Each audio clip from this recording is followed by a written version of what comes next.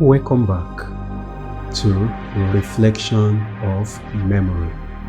I remain Osho Abiodun, and the book we've been talking about is Why We Struck by Adewale Ademoyega. Previously, we walked through the events of January 15, 1966, an unforgettable experience that changed Nigeria forever.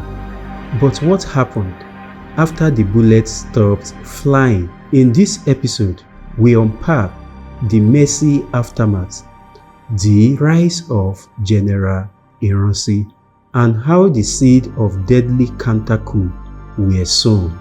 The nation woke up to the shocking deaths of top leaders. Prime Minister Tafawa Balewa, Premier Ahmadu Bello, Premier Akintola, Brigadier Zakaria Memalari.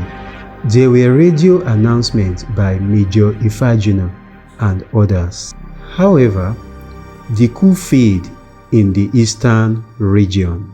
What started as a vision of change quickly clouded with confusion and fear. General Johnson Thomas Aguiyi Ironsi, the most senior military officer, assumed control. Many viewed him as stabilizer, but suspicion grew. The coup had only eliminated northern and western leaders, while eastern leaders remained untouched. The optics were damaging. Even if it wasn't the plan, it looked like an Igbo coup. Ironsi dissolved the political structures and established the military rule. Northern officers were outraged. They believed the coup plotters were not adequately punished. There were accusations that Aguiyi Ironsi was protecting the conspirators, including Nzeogwu, Emmanuel Ifajuna, and Adewale Ademoyega. The North mourned its leaders and began plotting revenge. On July 29, 1966, Northern officers launched a counter-coup led by Muritala Mohammed, Theophilus Danjuma, and others. Ironsi and Lieutenant Colonel Fajuyi were arrested and executed in Ibadan. Yakubu Gowon emerged as the new head of state. Widespread massacres of Igbos began in the north. From one coup to another, Nigeria was now fully in the grip of military power and blood. In Why We Struck, Ademoyega emphasized that the original coup was not motivated by tribalism. He expressed disappointment that the mission for national reform descended into ethnic violence. We had wanted to save Nigeria, not destroy it, Ademoyega said.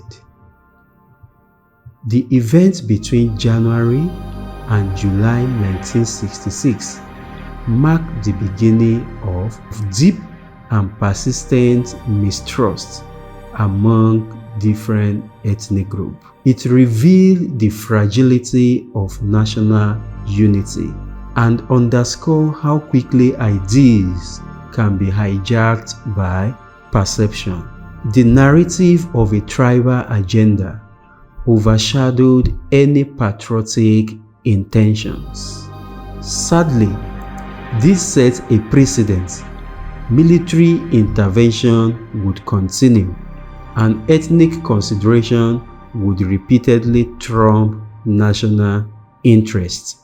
And so, the very mission to rescue Nigeria from corruption and collapse became the spark for ethnic division. In the next episode, we will trace how these cracks widen into civil war.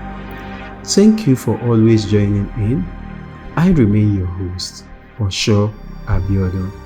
Don't forget, You are not compelled to like, you are not compelled to follow, and this is basically for academic purpose. Thank you for joining. See you next time.